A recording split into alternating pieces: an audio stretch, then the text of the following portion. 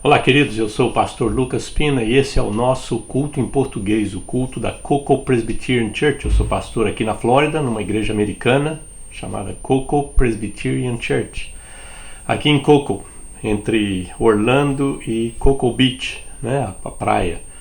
Então, se você mora aqui no Brevard County, que é o nosso condado, você está convidado a vir e a participar dos cultos em inglês. A gente tem escola dominical às 9h15 e o culto às 10h30, tudo em inglês. Nós não temos ainda ministério em português. Esse é o ministério em português, né? O ministério que eu faço através desse culto e também através do Pingo de Prosa, né? Durante a semana eu lanço meditações curtinhas chamado Um Pingo de Prosa. Esse é o nome do canal que eu tenho aqui no YouTube, né? E essas meditações é de segunda a sexta, eu lanço na hora do almoço. Então esse é o plano, né? Lançar na hora do almoço, às 11h30 aqui no horário dos Estados Unidos, né? Então no Brasil, aqui a gente muda os horários ainda, então estamos agora no horário de verão. Então é por isso que eu falo que é na hora do almoço eu lanço o videozinho. É um vídeo curtinho de 4, 5 minutinhos no máximo, né? Para te dar um lanchinho durante a semana, e aí no final de semana a gente faz esse culto mais. Não é também um culto total, né? Com todas as partes do culto, né? Eu oro, eu coloco uma música, né? Que eu acho no YouTube, né? Coloco uma música de louvor e depois trago uma palavra de Deus para você. Então essa é simples, mas é a nossa maneira de te abençoar e te edificar. Então esse é o nosso objetivo aqui: te edificar, te consolar, te amparar, te animar a continuar seguindo o Senhor, servindo o Senhor, né? Então esse é o nosso objetivo aqui. E eu gostaria de fazer uma oração por você. Vamos orar a Deus? Pai, nós te agradecemos por esse instante, por esse momento, que temos condição de dar uma parada e ouvir a Tua voz, louvar o Teu nome, receber uma oração, Senhor. Quero pedir pelas pessoas que estão nos assistindo, Senhor, que o Senhor as abençoe, que o Senhor as fortaleça, dê graça, abençoa fisicamente, Senhor. Abençoa financeiramente, ó Deus, nesses tempos difíceis que estamos vivendo. Abençoa a família. Dá graça para eles, ó Deus. Dá graça, dá graça. Fortalece, ó Deus, cada um deles. É o que nós te pedimos no nome precioso de Jesus. No nome precioso de Jesus. Amém. Amém. Queridos, nós vamos, toda vez eu coloco uma música aqui, né? Eu normalmente vou lá no baú, né? Porque eu saí do Brasil faz muito tempo, né? Eu saí em 1990. Então voltei, né? Algumas vezes fiquei um bom tempo lá, né? Pensando que ia manter o ministério lá, e as portas se fecharam de novo, e eu aí resolvi vir definitivamente para os Estados Unidos. Mas eu conheço o pessoal de lá, da velha guarda, né? Vamos pôr assim, né? Da velha guarda, né? O pessoal dos Vencedores, do Logos, do Quarteto Vida, Banda Azul, Rebanhão, que é pessoal, né? Que eu conheci, trabalhei com eles. Então normalmente eu ponho uma música de louvor que vem dessa turma aí, né? Então de vez em quando eu acho algo diferente, aí eu jogo lá também, né? Então vamos ouvir o louvor de hoje.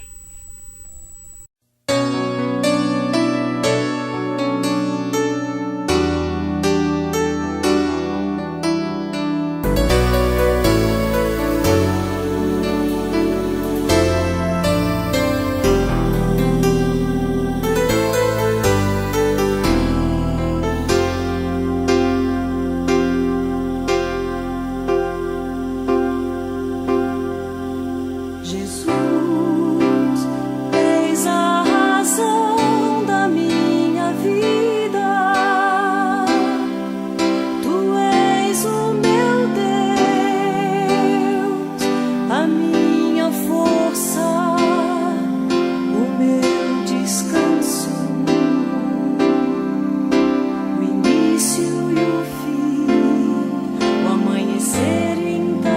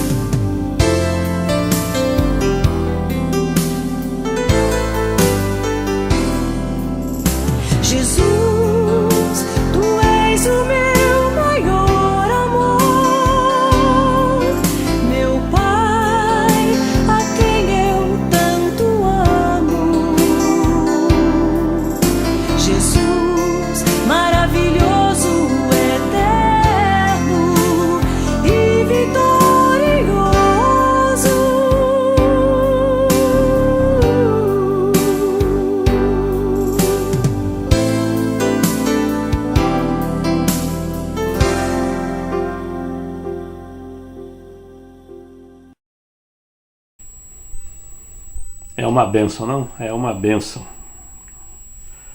Tem gente que realmente é talentoso, talentosa. É uma bênção ter oportunidades como essa, né? E eu estou compartilhando com vocês, eu comecei, é um livro que eu lancei no Amazon, né? Tá no e-book, né, que eles chamam, né? Tá no Kindle. E eu lancei esse livro chamado Servos Desconhecidos. A foto dele, né? E eu vou compartilhar durante algumas semanas, eu vou compartilhar algumas mensagens, são meditações sobre pessoas na Bíblia que a gente não tem notícia. Às vezes sabe apenas o nome, não sabe mais nada, né? E às vezes nem o nome sabe, que é o caso de hoje. Então, mas são pessoas que fizeram diferença. E a Bíblia registra a ação dessas pessoas. Essa é a beleza das Escrituras, né? A Bíblia não esquece a ação dessas pessoas. Lembra quando aquela mulher ungiu Jesus? Jesus falou, olha, isso aqui vai ser escrito para a memória dela. Né? A gente não sabe direito, mas Jesus quis que a história daquela mulher fosse lembrada. Então a Bíblia narra eventos com pessoas que a gente não tem nem noção direito quem que era, nome, família, não tem nada, noção nenhuma. Mas o registro daquilo que essas pessoas fizeram está ali marcado para a gente. E hoje eu vou contar um que está lá no livro, né? A meditação tá lá no livro, então eu vou compartilhar com você. E quero incentivar você, né? Compre o livro, leia, dá de presente, né? É um livro que foi escrito para abençoar pessoas e edificar pessoas e ajudar pessoas a crescerem na graça de Deus. O texto é muito conhecido, lá em 2 Reis, capítulo 5, 2 Reis, que é a história do general Naamã, uma história muito conhecida. 2 Reis 5, de 1 a 19, olha o que diz o texto. Naamã, comandante do exército do rei da Síria, era grande homem diante do seu senhor e de muito conceito, porque por ele o Senhor dera vitória à Síria. Era ele herói da guerra, porém leproso. Saíram tropas da Síria e da terra de Israel, levaram cativo uma menina que ficou a serviço da mulher de Naamã. Disse ela à sua senhora, tomara o meu senhor estivesse diante do profeta que está em Samaria. Ele o restauraria da sua lepra. Então foi Naamã e disse a seu senhor, assim e assim falou a jovem que é da terra de Israel. Respondeu o rei da Síria, vai, anda e enviarei uma carta ao rei de Israel. Ele partiu, levou consigo 10 talentos de prata, 6.000 ciclos de ouro, 10 vestes festivais. O cara montou uma... Levou também ao rei de Israel a carta que dizia, logo, em chegando a ti esta carta, saberás que eu te enviei Naamã, meu servo, para que o cures da sua lepra. Olha podre, né? Olha só, né? Eu quero que o senhor... É o rei, né? O rei pedindo para o rei curar o Naamã. Tendo lido o rei de Israel a carta, rasgou as suas vestes e disse, acaso sou Deus com poder de tirar a vida ou dá-la, para que este envie a mim um homem para que eu curá-lo de lepra? Notai, pois, e vede que procura um pretexto para romper comigo. Eles tinham feito uma amizade, tinham feito um acordo, né? um pacto. E agora esse cara está querendo quebrar a coisa, né? Porque manda um leproso procurar, como é que eu vou fazer? Ouvindo, porém, Eliseu, o homem de Deus, que o rei de Israel rasgara suas vestes, mandou dizer ao rei, por que rasgaste tuas vestes? Deixa ouvir a mim e saberá que há profeta em Israel. Algo extraordinário. Eliseu falou, você vai ficar sabendo que tem um profeta em Israel. Veio, pois, Naamã com seus cavalos, seus carros, parou à porta da casa de Eliseu. Então Eliseu lhe mandou um mensageiro dizendo, vai, lava-te 7 vezes no Jordão e a tua carne será restaurada e ficarás limpo. Naamã, porém, muito se indignou e se foi dizendo, pensava eu que ele sairia ter comigo. Por-se-ia de pé, invocaria o nome do Senhor, por seu Deus, moveria a mão sobre o lugar da lepra e restauraria o leproso. Ele queria uma cerimônia. Ele queria um culto, uma cerimônia, um trem grande, vinho, o cara faz aquela mágica, não sei o que, joga e luz e tal, aquele negócio todo. Não são, porventura, Abana e Farfar, rios de Damasco, melhores do que todas as águas de Israel? Não poderia eu lavar-me neles e ficar limpo? E voltou-se e se foi com indignação. Ele ia embora. Ele ia embora. Então se chegaram a ele seus oficiais e disseram: meu pai, se te houvesse dito o profeta alguma coisa difícil, acaso não farias? Quanto mais, já que apenas te disse: lava-te e ficarás limpo. Então desceu, mergulhou no Jordão 7 vezes, consoante a palavra do homem de Deus, e a sua carne se tornou como a carne de uma criança, e ficou limpo. Voltou ao homem de Deus, ele e toda a sua comitiva, veio, pôs-se diante dele e disse: eis que agora reconheço que em toda a terra não há Deus senão em Israel. Agora, pois, te peço, aceites um presente do teu servo. Porém ele diz: tão certo como vive o Senhor, em cuja presença estou, não o aceitarei. Instou com ele para que o aceitasse, mas ele recusou.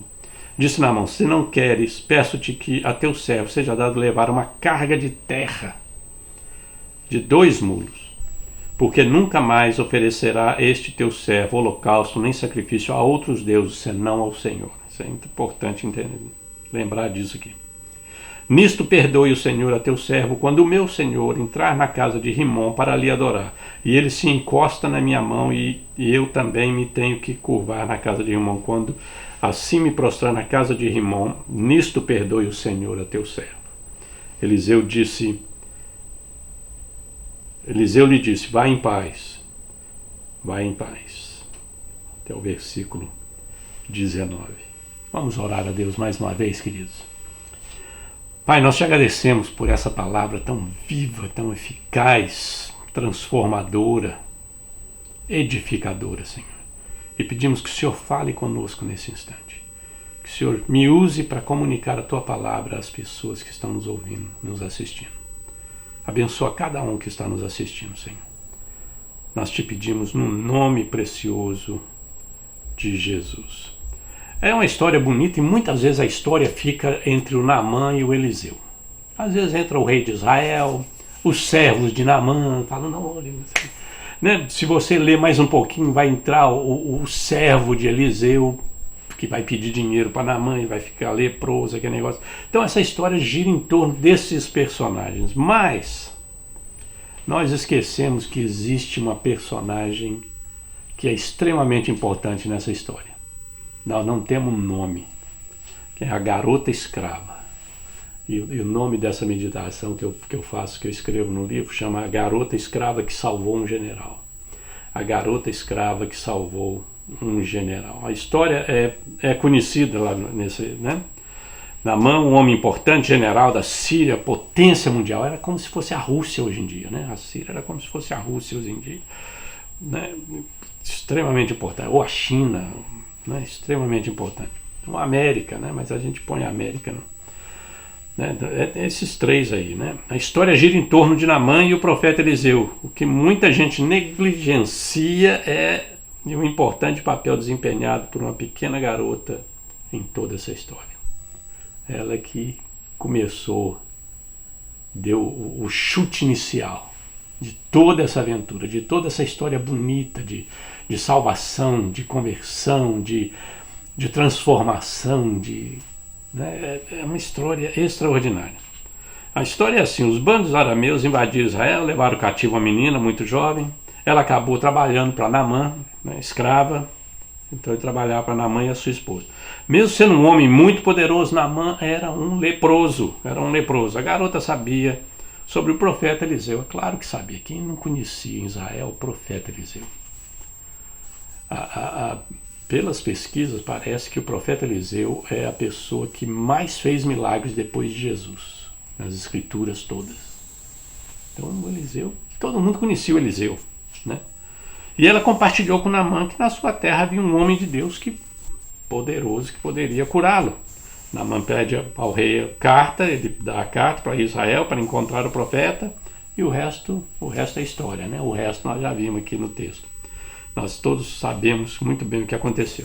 O meu foco aqui é sobre a garota, porque é o foco desse livro que eu escrevi, chama Servos Desconhecidos. O foco é a garota.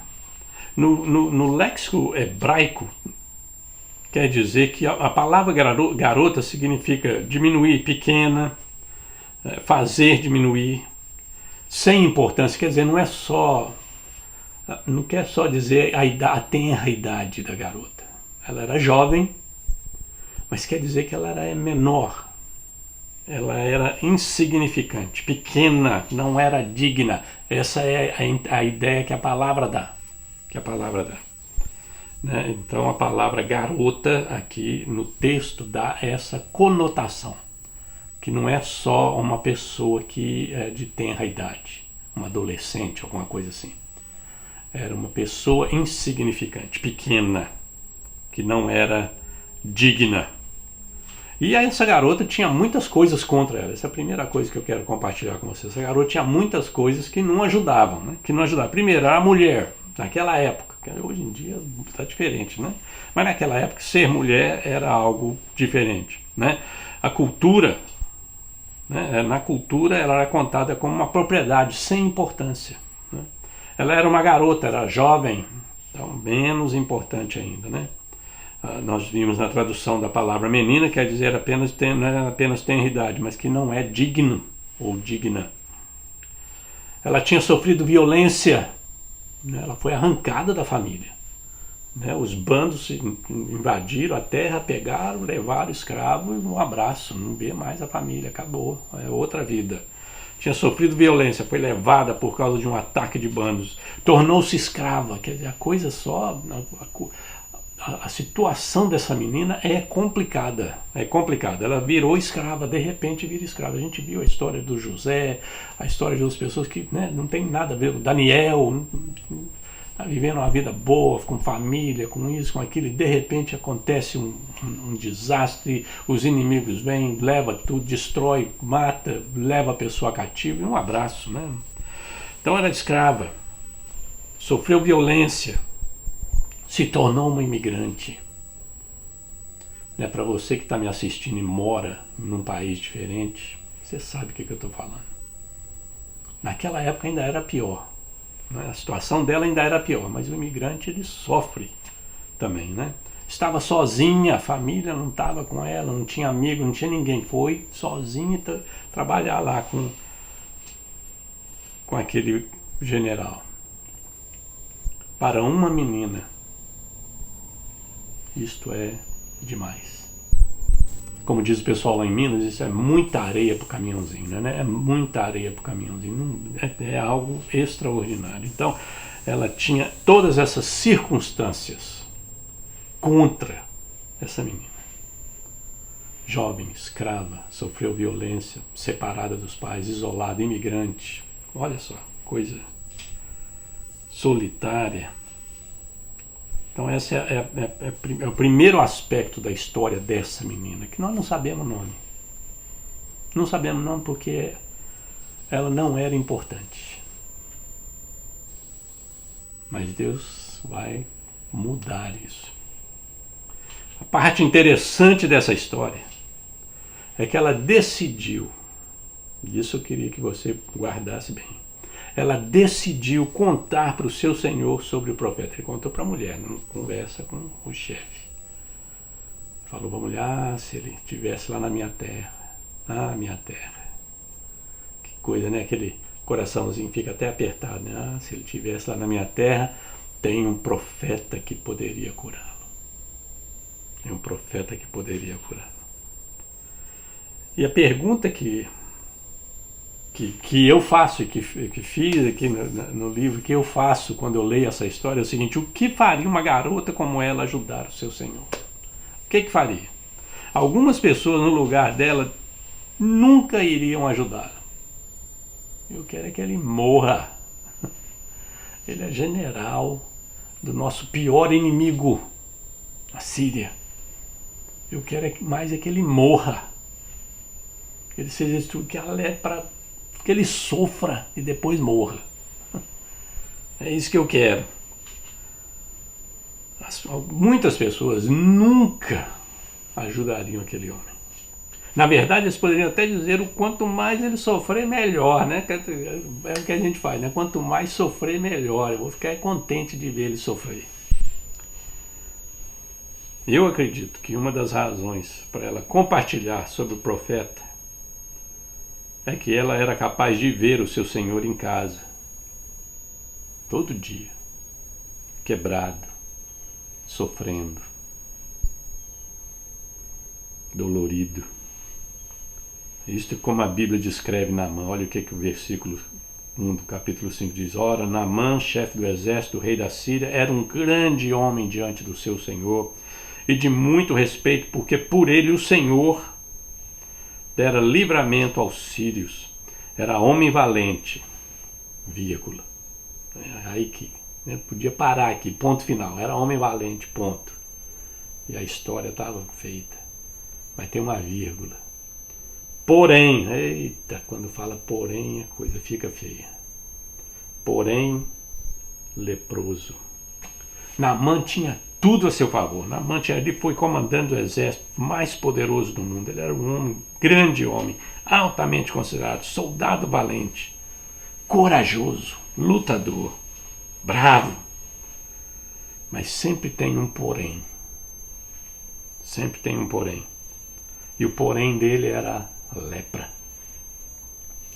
É muito difícil para nós imaginarmos quão duro para esse homem, importante, valente, lutador, general do exército mais poderoso daquela época, na história do mundo daquela época, era o exército mais poderoso que havia.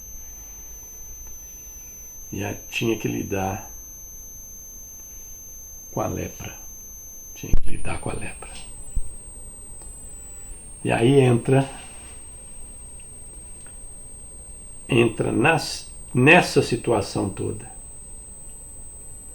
a providência de Deus.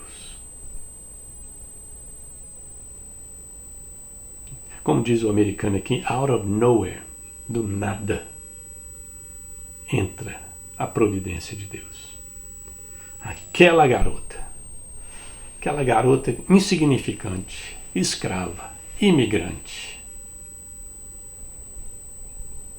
que nós não sabemos nem o nome dela, lá de Israel, conhecedora do Eliseu. Ela é colocada como escrava, ela é comprada como escrava para a casa do Naamã. E essa garota nos ensina uma lição extremamente importante, que eu e você temos que aprender, que é a lição a respeito de amar ao próximo. Amar ao próximo. Isso é providência divina. Naamã tornou-se o próximo daquela garota. Ela o amou da melhor maneira que podia, apontando na direção do profeta. Isso é o que ela podia fazer. Ela amou o seu próximo. Essa é a lição para cada um de nós, de amar ao próximo. O Naamã era o próximo dela. Era inimigo? Era inimigo. Jesus não está aqui querendo falar que o próximo é aquela pessoa que está mais perto da gente, que precisa de alguma coisa e nós podemos fazer alguma coisa por ela ou por ele. Esse é o nosso próximo. Esse é o nosso próximo. Quando Jesus conta a história do bom samaritano, qual que era o próximo? Era o sacerdote era o próximo? Era, passou de largo. O levita era o próximo? Era, passou de largo. Aquele homem era o próximo daquele pessoal todo e ninguém quis saber dele. Quem se tornou o próximo dele? O samaritano. O samaritano passou, viu a necessidade, podia fazer alguma coisa e fez alguma coisa. Ela, o que ela podia fazer? A única coisa que ela podia fazer é apontar para o Eliseu. Falou, olha, tem um profeta lá na minha terra que pode resolver o teu problema. Esse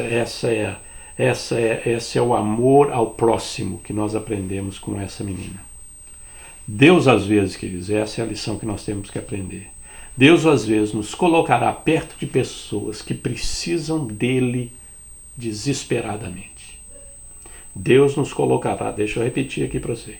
Deus, muitas vezes, pelo menos algumas vezes, nos colocará perto de pessoas, ao redor de pessoas que precisam dele desesperadamente. O nosso trabalho será apenas direcioná-los, direcionar essas pessoas para a direção certa. Na direção certa. Naamã deu ouvidos a ela. Mesmo ela sendo uma escrava, mesmo ela sendo uma mulher, mesmo ela sendo uma garota, mesmo ela sendo sem importância, um imigrante, ele deu ouvidos a ela. E por causa disso, a sua vida, a vida do Naamã, foi totalmente transformada, não só fisicamente, mas espiritualmente. Não só fisicamente, mas espiritualmente. A vida dele foi transformada. Tanto é que ele confessa para Eliseu, fala, olha, eu vou levar a terra daqui, porque eu quero adorar só o Deus de Israel. E que o Senhor me perdoe, porque muitas vezes o rei tem que entrar no templo do Deus dele, e eu tenho que ajudá-lo a baixar lá para ele adorar o Deus, mas o meu coração não está nisso mais. O meu coração pertence ao Deus de Israel. Ele é o único Deus. É a transformação que ocorreu na vida daquele homem. Queridos, quantas vezes, né? Se você é imigrante, você trabalha cortando grama, dirigindo, limpando casa. Quanta gente importante, poderosa, que você tem acesso e que nós, os pastores aqui da área, não temos acesso. E você tem acesso a eles. E você sabe o que está acontecendo lá dentro da casa. E você pode orar. Você pode, de vez em quando, dar uma palavra, apontar o caminho na direção. Ela não falou da religião, não. Ela só falou, tem um profeta na minha terra que pode te ajudar. Essa é a palavra de Deus para você hoje. A gente precisa aprender a aproveitar essas oportunidades que Deus abre para a gente. O Naamã, sem saber, ele recebeu aquela menina na casa dele. E ela, sem saber, Deus a usou para transformar a vida daquele homem. Era uma serva desconhecida. Nós não sabemos mais nada dela, a não ser que ela era uma garota, escrava, morando na casa de um homem importante, doente, e ela sabia a resposta. Ela sabia o que dizer, o que fazer, aonde ele poderia achar a solução do problema dele. É uma lição extraordinária para cada um de nós. Nós também somos chamados para ser servos desconhecidos. Servos desconhecidos. Vamos passar na vida de pessoas que não sabem nem o nosso nome direito. E vamos ser uma bênção para elas. Vamos orar a Deus?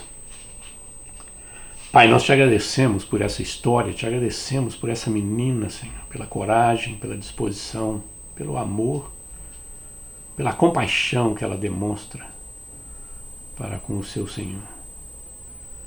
E pedimos que o Senhor nos dê graça para sermos esse tipo de gente, ó Deus, que tenha compaixão daqueles que estão ao nosso redor e nos use, ó Deus, para abençoá-los. É o que nós te pedimos no nome de Jesus. No nome de Jesus. Amém. Queridos, mais uma vez, obrigado. Espero te encontrar durante a semana no nosso Pingo de Prosa, na hora do almoço. Se não, domingo que vem nós vamos estar de volta. Tá bom? Um grande abraço. Deus te abençoe.